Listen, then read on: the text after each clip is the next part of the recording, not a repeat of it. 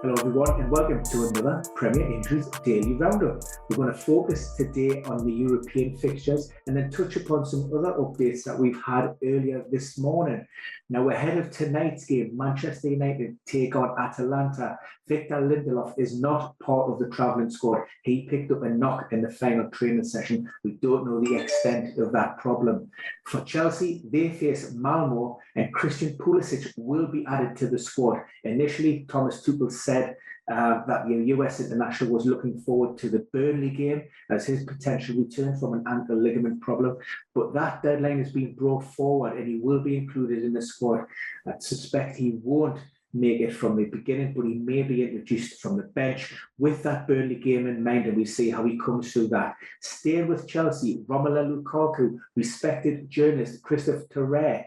Now he has spoken about the Belgium national team and how Roberto Martinez is pondering whether to call up Romelu Lukaku for their upcoming World Cup qualifiers against Estonia and Wales.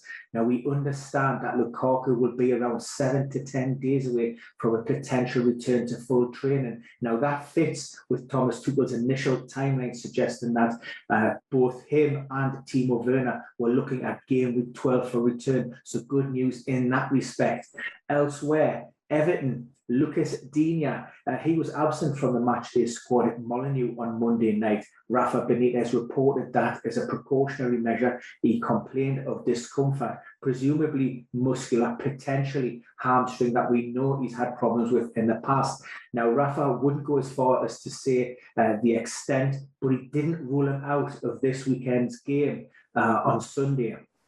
So there's hope there, and what he said was, we will see if Lucas Digne can get training, how he responds to that. If there's no reaction, then there will be a good chance that he could be in the squad. Elsewhere at Everton, Dominic Calvert-Lewin, Abdou Doucouré, and also Yerry Mina.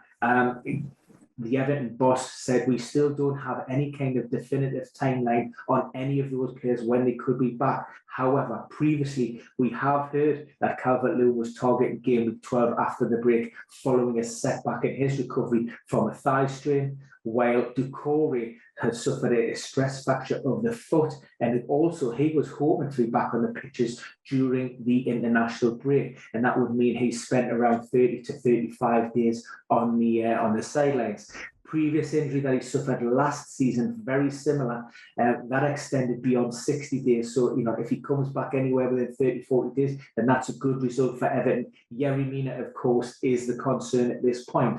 We've also heard from Jurgen Klopp in an update on Naby Keita. Now, he played on Saturday against Brighton, but was forced off with a hamstring strain. Again, the full extent of it hasn't been released by the club, but what Jurgen Klopp did say is that the Guinean international will be out for a while, which is a worry and a concern. So that almost certainly, that rules him out of the European fixture and game week 11, and we'll see how he responds to treatment over the international break. But what we do know with Naby Keita, he suffered a couple of hamstring injuries during his time at Anfield. Typically, he's been spending around 2 to 3 weeks on the sidelines, return to play. But overall, generally, when he has suffered a time-loss muscle injuries, we're looking at around 4 to 5 weeks for a potential return.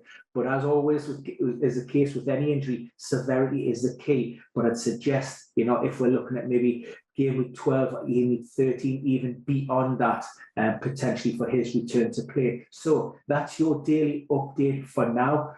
Before I forget, Thiago Alcantara and Fabinho, knee and calf injuries respectively, they're both on the training pitches, and while Thiago is unlikely to start in the Champions League against Atletico, Fabinho could come in, so we could see Henderson, Curtis Jones and Fabinho back in that midfield, and then Thiago will be assessed for a potential start this weekend. Yeah, so this really is it. That's it for now. Keep following, and if you're not subscribed, please make sure you press the button, because you will be notified as soon as our videos are dropped, and we do have a couple of belters coming up over the next 24 hours. But for now, that's your daily update done.